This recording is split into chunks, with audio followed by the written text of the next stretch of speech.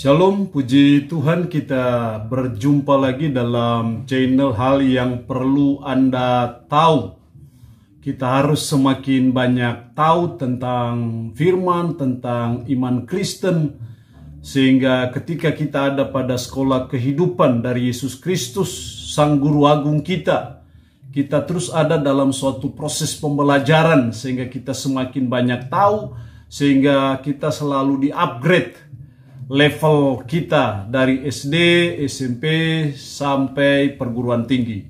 Saya percaya itu kerinduan Tuhan, Sang Guru Agung kita bagi kita murid-muridnya. Kita masih ada pada tema besar hidup sesuai agenda kerajaan Allah. Sebagai warga-warga kerajaan Allah sudah barang tentu kita harus terus belajar memahaminya dan kita mencoba menjalani hidup sesuai dengan agenda standar kerajaan Allah. Kita sudah bicara agenda kerajaan Allah secara pribadi.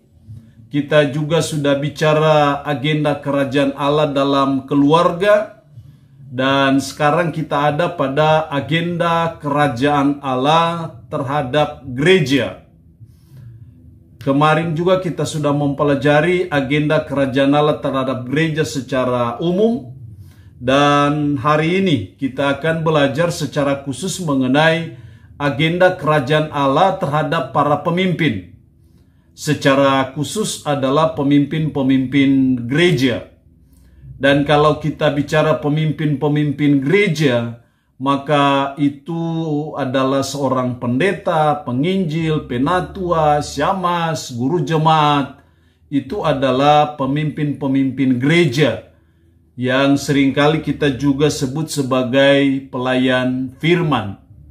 Nah, kita harus memahami apa agenda kerajaan Allah terhadap para pemimpin dengan harapan bahwa sebagai para pemimpin yang adalah wakil Allah di bumi ini, bisa melaksanakan agenda itu dengan baik, dengan cara-cara yang berkenan kepada Allah, sehingga itu mendatangkan berkat bagi seorang pemimpin. Ada beberapa agenda kerajaan Allah terhadap seorang pemimpin. Yang pertama adalah pemimpin sebagai gembala. Sekali lagi, agenda kerajaan Allah terhadap para pemimpin gereja adalah yang pertama, pemimpin sebagai gembala. Hal ini sangat jelas dalam nasihat Petrus. Dalam 1 Petrus pasal 5 ayat 1 sampai dengan ayatnya yang ketiga. Firman-Nya berkata demikian. Aku menasihatkan para penatua di antara kamu, aku sebagai teman penatua dan saksi penderitaan Kristus, yang juga akan mendapat bagian dalam kemuliaan yang akan dinyatakan kelak. Gembalakanlah kawanan domba Allah yang ada padamu, jangan dengan paksa tetapi dengan sukarela, sesuai dengan kehendak Allah, dan jangan karena mau mencari keuntungan tetapi dengan pengabdian diri. Jangan kamu berbuat seolah-olah kamu mau memerintah atas mereka yang dipercayakan kepadamu, tetapi hendaklah kamu menjadi teladan bagi kawanan domba itu. Jadi itu nasihat Petrus kepada para pemimpin-pemimpin yang dia sebut sebagai penatua di sini untuk mengembalakan kawanan domba Allah. Jadi pemimpin adalah seorang gembala. Ada 3 hal penting yang dituntut bagi seorang gembala dalam konteks ayat ini. Yang pertama, jangan dengan paksa tetapi dengan sukarela, sesuai dengan kehendak Allah. Artinya, menjadi seorang gembala, pemimpin sebagai gembala itu harus dengan kerelaan, tidak dengan keterpaksaan. Karena ketika kita mengembalakan jemaat dengan keterpaksaan, pasti akan menimbulkan banyak permasalahan yang akan muncul nanti. Kita hadir sebagai gembala untuk menyelesaikan masalah. Tapi ketika kita melayani dengan keadaan terpaksa, tidak dengan sukarela, maka itu akan menimbulkan banyak permasalahan. Yang kedua, sebagai gembala, jangan karena mau mencari keuntungan tetapi dengan pengabdian diri. Artinya harus dengan motivasi yang benar. Sebagai gembala, sebagai pemimpin, kita bukan untuk mencari keuntungan tetapi dengan pengabdian. Kita tidak dengan motif mencari uang tetapi dengan pengabdian. Itu yang dituntut dari kita sebagai pemimpin yang adalah gembala, untuk kita mengabdi, bukan untuk mencari keuntungan. Yang ketiga, janganlah kamu berbuat seolah-olah kamu mau memerintah atas mereka yang dipercayakan kepadamu, tetapi hendaklah kamu menjadi teladan. Jadi kita bukan jadi pemimpin yang otoriter, kita jadi pemimpin yang berhati hamba dengan cara kita memberi contoh, teladan hidup. Itu yang sangat penting dalam kehidupan kita sebagai pemimpin gereja, yang adalah sebagai gembala. Fungsi kita, tugas tanggung jawab kita sebagai pemimpin adalah gembala. Yang menuntun, yang menolong, yang melindungi, yang merawat, memberi makan kepada domba-domba yang adalah umat yang dipercayakan Tuhan kepada kita. Kita harus belajar memimpin, jadi pemimpin sebagai gembala. Dan tiga hal ini sangat penting dalam melaksanakan agenda kerajaan Allah dalam hidup kita sebagai seorang pemimpin. Jadi pemimpin sebagai gembala. Yang kedua, agenda kerajaan Allah terhadap para pemimpin gereja. Yang kedua, pemimpin harus memotivasi untuk pelaksanaan amanat agung. Kita tahu bahwa sebelum Yesus naik ke surga, dia memberikan suatu amanat yang kita sering sebut sebagai amanat agung. Kenapa ini amanat agung? Karena siapa yang memberi perintah dan apa isi amanatnya. Karena ini perintah Yesus, dan Yesus adalah Tuhan kita, adalah Raja kita dalam kerajaan, maka loyalitas kita kepada Dia sebagai Sang Raja, maka kita harus melaksanakan apa yang diperintahkannya. Dan menjadi tanggung jawab sebagai seorang pemimpin yang adalah wakil Allah itu, untuk memastikan bahwa pelaksanaan amanat ini dilaksanakan oleh gereja. Jangan sampai kita melalaikan perintah. Kalau kita melalaikan perintah, nanti kita akan bermasalah dengan komandan kita, yaitu Yesus Kristus yang juga adalah Raja kita. Karena itu sebagai pemimpin, kita harus mengusahakan, kita harus mengkoordinir, kita harus memotivasi, merencanakan, supaya pelaksanaan amanat agung Kristus itu dilaksanakan oleh gereja. Dipastikan bahwa pelaksanaannya itu harus berjalan. Karena kalau tidak, nanti sang pemberi amanat akan menuntut pertanggungjawaban dari kita sebagai pemimpin.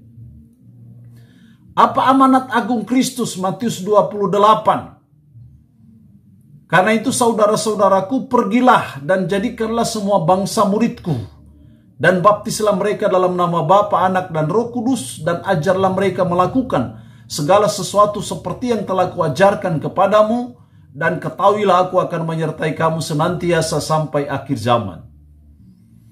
Mateteusate pantataetne, muridkanlah segala suku-suku. Itulah bentuk imperatif dalam tata bahasa Yunani dalam konteks Matius 28 ayat 16 sampai 20. Sehingga amanat agung adalah menjadikan semua suku, semua bangsa menjadi murid Kristus. Itu amanatnya.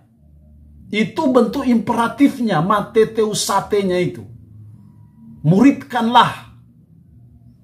Jadi pelaksanaan pemuridan, itulah amanat agung Yesus Kristus.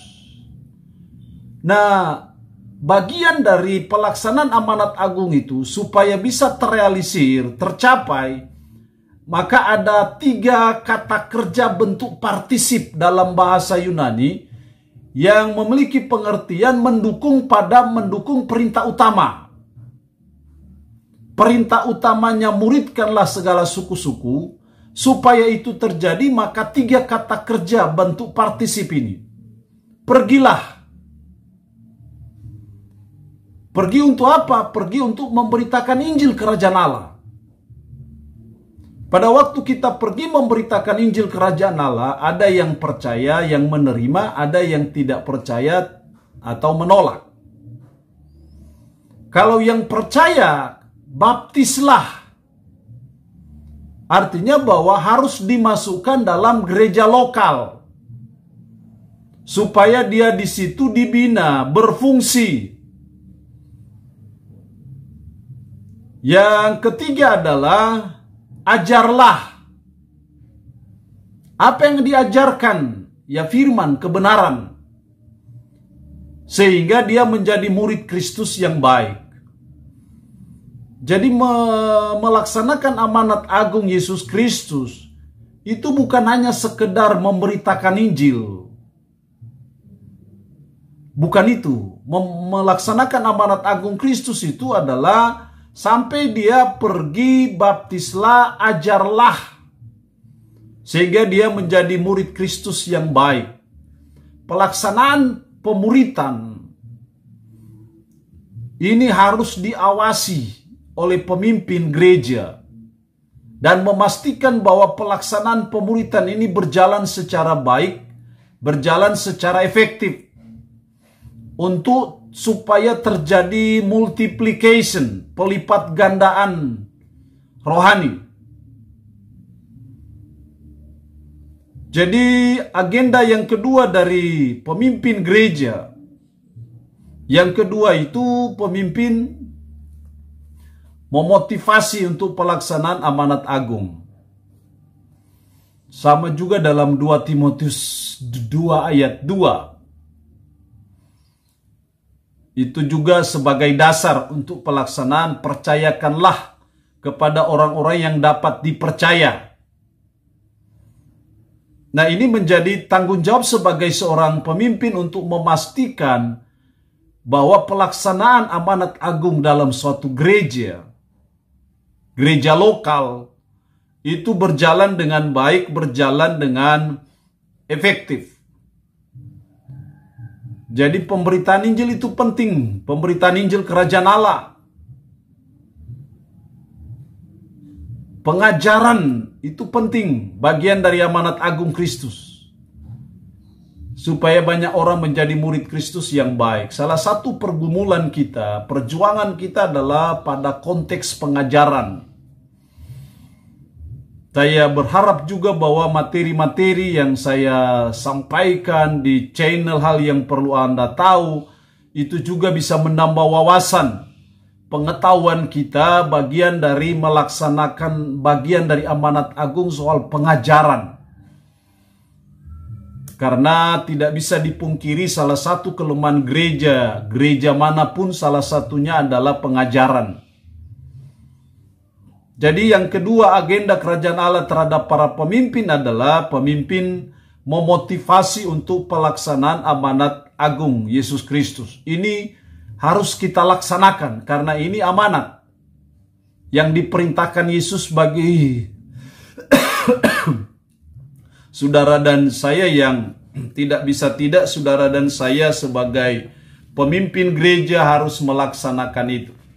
Kita coba lihat sebentar 2 Timotius pasal 2 ayat 2. Apa yang telah engkau dengar daripadaku di depan banyak saksi, percayakanlah itu kepada orang-orang yang dapat dipercayai, yang juga cakap mengajar orang lain. Yang dapat dipercayai. Jangan orang yang tidak dapat dipercayai. Jadi pelaksanaan pemuritan itu dipercayakan kepada orang-orang yang bisa dipercayai. Artinya bahwa karakter orang itu lebih penting daripada karismanya dia. Jadi dapat dipercayai. Itu agenda kerajaan Allah dalam hubungan dengan kita sebagai pemimpin gereja, yaitu pemimpin harus memotivasi, mengawasi, memastikan bahwa pelaksanaan amanat agung Yesus Kristus itu berjalan dalam gereja. Yang ketiga, tanggung agenda kerajaan Allah terhadap para pemimpin gereja. Yang ketiga, pemimpin harus menyampaikan kebenaran ilahi, menyampaikan kebenaran Allah. 2 Timotius pasal 4 ayat 1 dan 2. Firman-Nya berkata demikian, di hadapan Allah dan Kristus Yesus yang akan menghakimi orang yang hidup dan yang mati, aku berpesan dengan sungguh-sungguh kepadamu demi penyataannya dan demi kerajaannya. Aku berpesan dengan sungguh-sungguh kepadamu demi penyataannya dan demi kerajaannya. Apa pesannya? Beritakanlah firman. Siap sedialah baik atau tidak baik waktunya. Nyatakanlah apa yang salah, tegurlah dan nasihatilah dengan segala kesabaran dan pengajaran. Tanggung jawab sebagai pemimpin gereja, pemimpin menyampaikan kebenaran, pemimpin mengkhotbahkan kebenaran, pemimpin mengajarkan kebenaran. Siap sedialah baik atau tidak baik waktunya.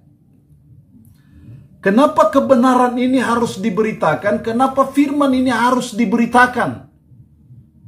Demi penyataannya dan demi kerajaannya, karena ayat 3, karena akan datang waktunya. Jangan-jangan ini sudah waktunya. Orang tidak dapat lagi menerima ajaran sehat, tetapi mereka akan mengumpulkan guru-guru menurut kehendaknya untuk memuaskan keinginan telinganya. Mereka akan memalingkan telinganya dari kebenaran dan membukanya bagi dongeng. Karena akan datang waktunya. Jadi Paulus sudah menubuatkan bahwa akan datang waktunya. Nah, karena itu sebelum waktunya datang, menjadi tugas para pemimpin gereja untuk terus menyampaikan kebenaran firman, sehingga kebenaran firman itu merasuki, menghantui, menguasai hati pikiran umat. Sehingga agenda-agenda kerajaan Allah itu dapat terlaksana, terwujud.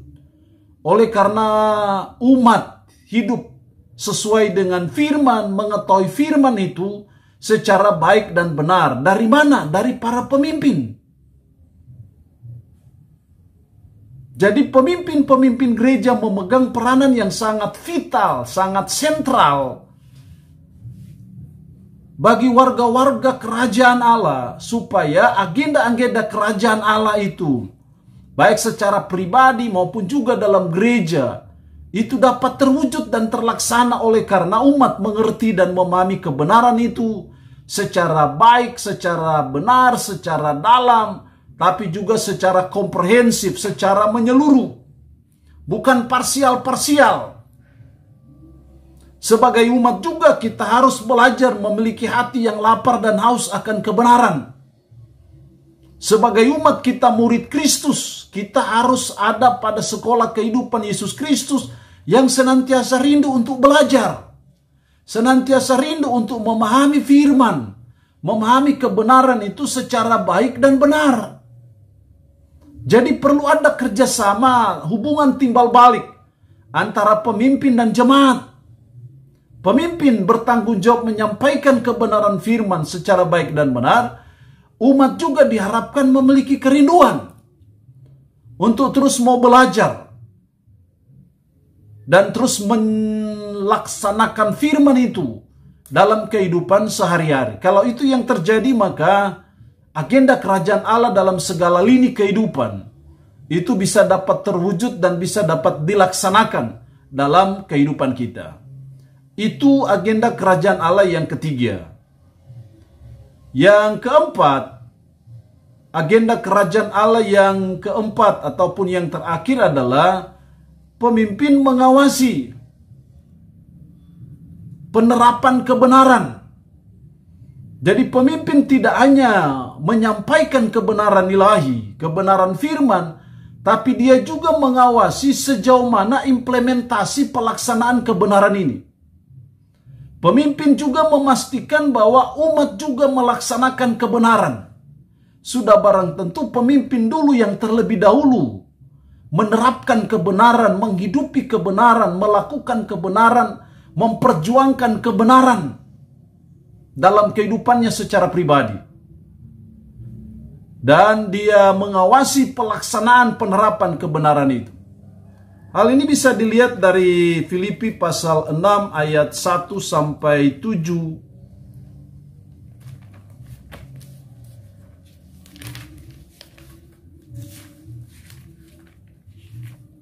Filipi pasal 6 ayat 1 sampai 7, ketika terjadi ketimpangan untuk pelayanan para janda, para rasul mengusulkan untuk memilih orang-orang yang terkenal baik, supaya para rasul itu hanya memfokuskan diri pada doa dan pemberitaan firman.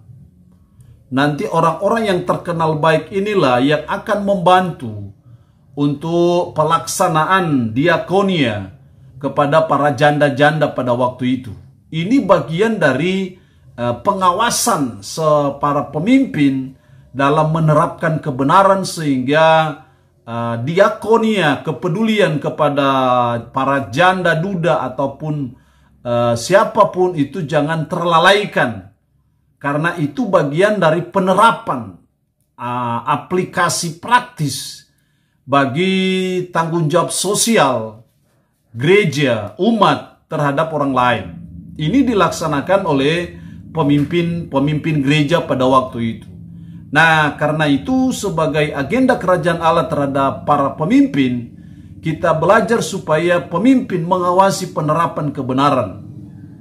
Sehingga ketika ada umat, ada jemaat yang tahu-taunya, hidupnya tidak sesuai dengan kebenaran, maka tanggung jawab pemimpin untuk mengasuh, mengarahkan dia, menasihati dia, untuk dia bisa sadar, bertobat, dan bisa berjalan di jalan yang benar. Di mana saja, siapa saja umatnya yang selama ini tidak menerapkan kebenaran, pemimpin-pemimpin gereja bertanggung jawab untuk membina mereka, menasihati mereka, mendoakan mereka, menggumuli mereka, supaya mereka bisa berubah dan bisa berbalik dan bisa menerapkan kebenaran. Termasuk juga dalam pelayanan-pelayanan, dipastikan bahwa pelayanan kita berjalan sesuai dengan standar kebenaran firman. Karena kita adalah agen dari kerajaan Allah, dan kerajaan Allah sangat identik dengan kebenaran. Kerajaan Allah hanya mengenal kebenaran, tidak mengenal ketidakbenaran.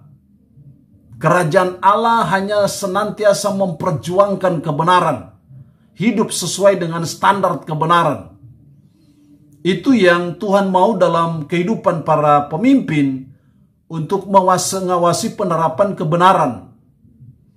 Menjadi suatu persoalan ketika pemimpin itu sendiri yang justru tidak hidup sesuai dengan kebenaran, maka itu menjadi suatu persoalan serius. Nah, pemimpin yang di atasnya lah yang bertanggung jawab untuk hal itu. Jadi pemimpin-pemimpin, ada pemimpin-pemimpin di tingkat jemaat, ada pemimpin-pemimpin di tingkat klasis, ada pemimpin-pemimpin di tingkat sinode. Mereka lah yang bertanggung jawab mengawasi penerapan kebenaran di tingkat para pelayan-pelayan ataupun pemimpin-pemimpin ini.